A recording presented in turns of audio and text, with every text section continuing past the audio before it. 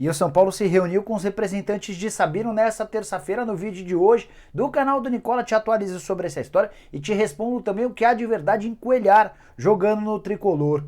Vou falar também a respeito de um atacante que pertence ao Botafogo de Ribeirão Preto e interessa a Flamengo, Atlético Mineiro e Grêmio. Novidades sobre Cássio, mais uma vez salvando a pele corintiana, e Gemerson, que causou alguma irritação nos dirigentes do Atlético Mineiro. Para completar, falo sobre a possibilidade de o Santos demitir duas peças, duas figuras extremamente importantes. Tem novidades a respeito de Vanderlei. Que história é essa de que o goleiro do Grêmio pode se mudar para o Vasco? E por último, mas não menos importante, bora te atualizar também sobre Anderson Barros, dirigente palmeirense, cada vez com menos moral interna.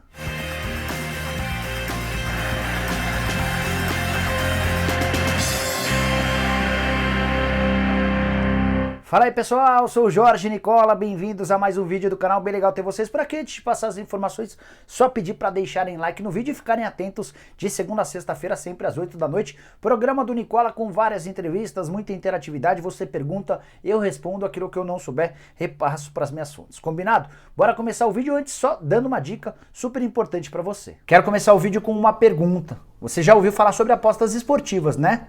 Então deve saber que a NetBet é referência no assunto e tem um dos maiores e mais confiáveis sites de aposta do mundo. A NetBet é uma empresa que já atua nesse segmento há mais de 20 anos. Isso mesmo, mais de 2 décadas. E é parceira de alguns dos principais clubes do mundo. Para completar, a NetBet ainda oferece uma equipe de suporte totalmente brasileira para te ajudar 24 horas por dia. Mas bora para a parte que interessa. Com esse link que está na descrição desse vídeo, você vai ser direcionado para o site da NetBet e, usando o cupom YouTube, você passa a concorrer a prêmios em dinheiro toda semana. Sem falar que você ainda pode faturar muito com suas apostas. Então cadastre-se agora mesmo na NetBet, faça a sua aposta e concorra a tudo isso. netbet.com.br, o site dos campeões.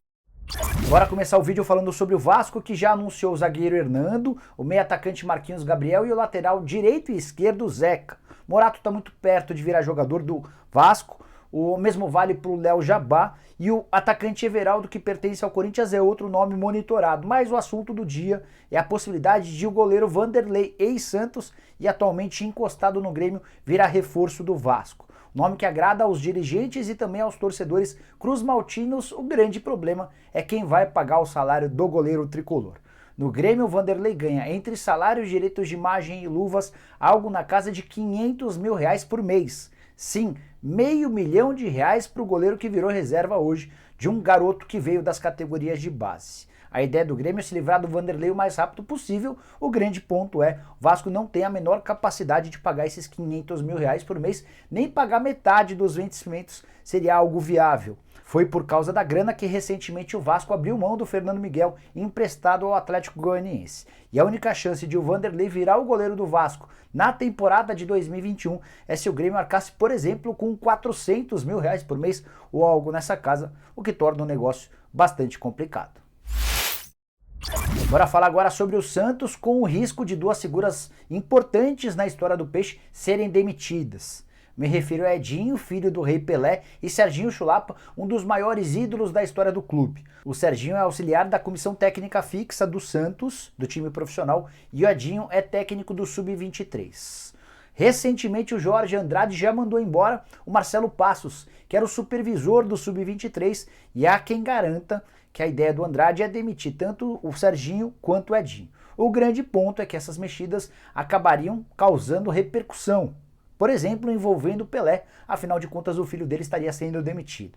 Serginho também, durante a campanha do Andrés Rueda, chegou a gravar um vídeo pedindo apoio e pedindo votos ao Andrés Rueda. O Jorge Andrade, por mais que queira forçar essa demissão, ele está com medo, está preocupado com a repercussão extremamente negativa. Mas posso te assegurar que tanto o Serginho quanto o Edinho se sentem pressionados, se sentem ameaçados pela presença do Jorge Andrade, e essa situação parece um pouco mal resolvida. Santos que entra em campo nessa quinta-feira para enfrentar a Ponte Preta em jogo do Campeonato Paulista, mas com todo o foco na Libertadores da América. Tem Santos e São Lourenço a partir da terça-feira da semana que vem, valendo vaga na fase de grupos da Libertadores.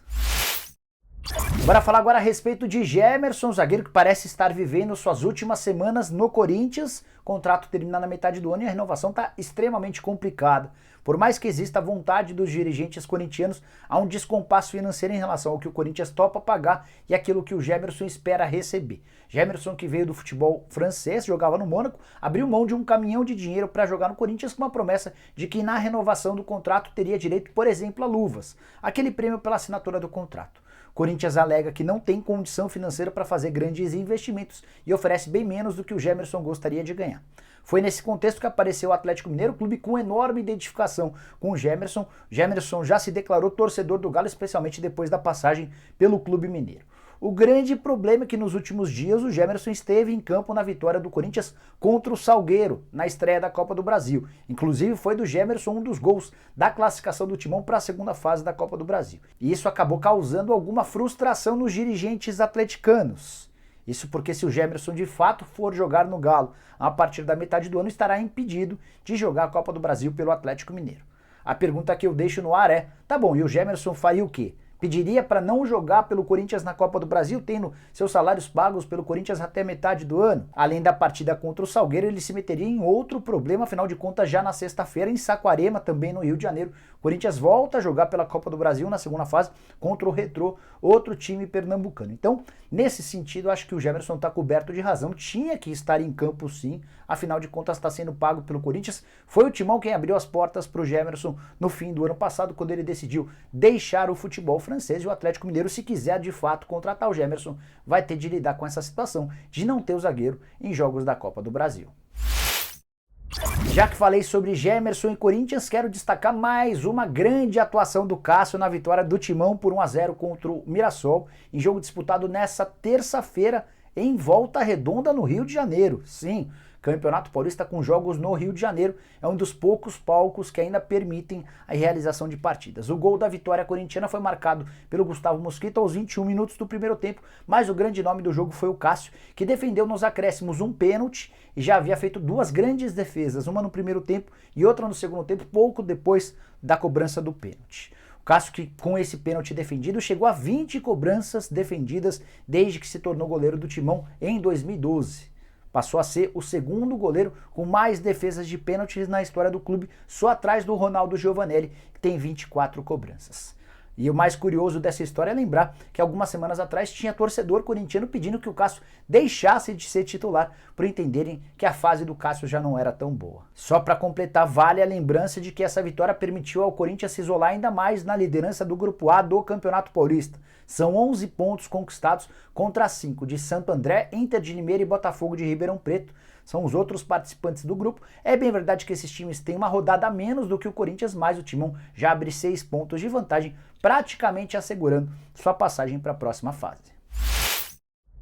Quero falar agora sobre o Palmeiras, mais especificamente sobre Anderson Barros, o diretor executivo de futebol do Palmeiras, que correu enorme risco de demissão no fim do ano passado, especialmente pela dificuldade em contratar algumas peças importantes que o Palmeiras pretendia. O caso mais emblemático da não contratação de Miguel Ángel Ramírez, ele acabou se salvando da demissão graças aos títulos da Copa do Brasil e da Libertadores na América.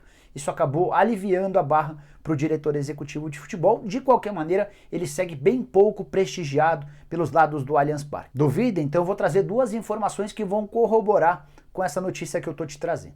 Primeira delas, o Anderson Barros ficou completamente escanteado em todas as negociações do Palmeiras com o Borré.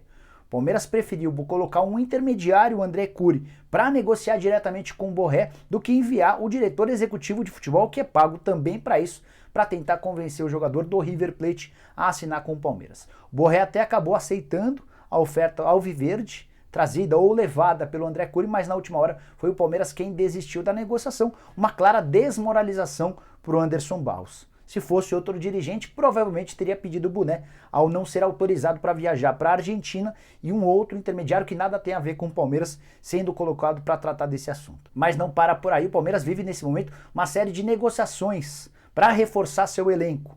Danilo Barbosa é o único nome confirmado. O Palmeiras ainda negocia com o Tati Castellanos, atacante do New York City, negocia com o Ademir, meio atacante, mas para ser mais preciso, o atacante do América. Há vontade de contratar mais um volante, o Atuesta, que joga na Major League Soccer, é outra alternativa. E em meio a todas essas negociações, Anderson Barros está de férias. Ele pegou férias a partir dessa segunda-feira, é óbvio que vai estar no telefone. Obviamente que se surgir alguma necessidade, ele pode tentar resolver problemas por telefone, mas um diretor executivo de futebol que tem como contratações um de seus grandes objetivos, esse cara não poderia ficar de férias justamente nesse momento turbulento, extremamente importante para a definição do elenco do Palmeiras para o restante da temporada. Você, torcedor do Flamengo, do Grêmio ou do Atlético Mineiro, já ouviu falar sobre Dudu, atacante de só 17 anos que pertence ao Botafogo de Ribeirão Preto? Pois saiba que esses três clubes têm interesse oficial na contratação do jogador, que já marcou gol no Campeonato Paulista em cima do São Paulo. Empate 1-1 do Botafogo de Ribeirão contra o tricolor paulista no Morumbi. O garoto, que é prodígio, faz só 18 anos de idade na metade do ano, tem sido a grande sensação do Botafogo de Ribeirão Preto. Já havia atuado nas partidas finais do Botafogo na temporada passada de 2020, jogou a reta final da Série B, jogou também a Copa Paulista e tem chamado a atenção pela versatilidade, pela velocidade e pela capacidade de dribles. Recentemente houve uma enorme disputa entre empresários para ver quem representaria o jogador e o Carlos Leite acabou levando a melhor nessa negociação.